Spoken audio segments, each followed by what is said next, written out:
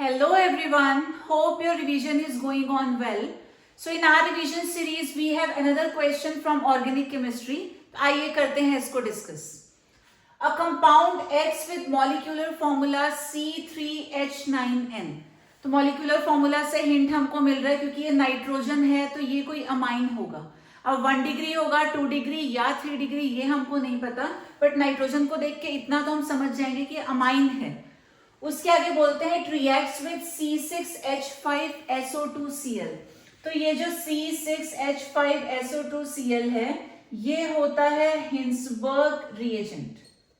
इसको हम लोग बेंजीन सल्फोनिल क्लोराइड भी बोलते हैं. ठीक है, तो अगर इसकी रिएक्शन हम अमाइन के साथ करवाएं, अमाइन 1 डिग्री, 2 डिग्री या 3 डिग्री हो सकता है. अब आपको क्या समझना है कि जो 3 डिग्री अमाइंस हैं वो रिएक्ट ही नहीं करते इसके साथ. ये जो हिंसबर्ग रिएजेंट है 3 degree amines will not react with this.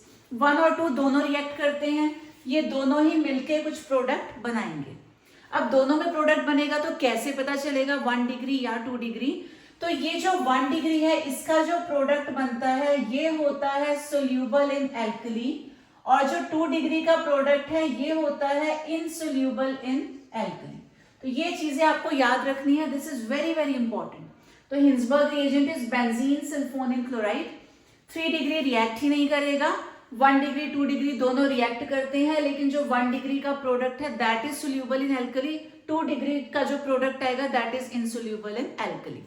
अब इन्होंने क्या बोला कि जब ये गिवन कंपाउंड की रिएक्शन हिंसबर्ग रिएजेंट के साथ होती है to give us solid insoluble in alkali. बस यहीं से हम क्वेश्चन को सॉल्व कर जाएंगे.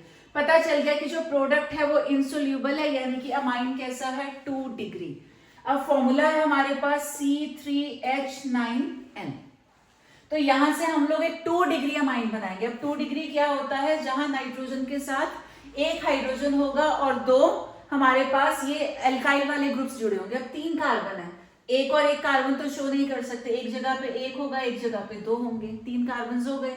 देन यहाँ पे आ जाएगा H3, ये हो जाएगा H5. चेक करके देखते हैं. 3 कार्बन, हाइड्रोजन 9, 5 + 3 8, 8 + 1 9 और 1 नाइट्रोजन. तो ये हो गया हमारा compound A which is 2 degree amine. अब ये हमें पता चल गया इसकी रिएक्शन हमें हिंसबर्ग रिएजेंट के साथ शो करनी है. तो हिंसबर्ग रिएजेंट को हम ऐसे भी शो कर सकते हैं. ये C6H5 का मतलब हो गया बेंजीन रिंग, SO2 और साथ में है Cl. इसकी रिएक्शन जब हम इसके साथ करवाएंगे तो इसका हाइड्रोजन यहां दिखाएंगे HN. Here we have CH3 and C2H5. अब रिएक्शन कैसे होगी, ये दोनों यहां से एलिमिनेट हो जाएंगे in the form of HCl, और बाकी जो हमारे पास है ये पार्ट्स आपस में ऐड हो जाएंगे दिस वे.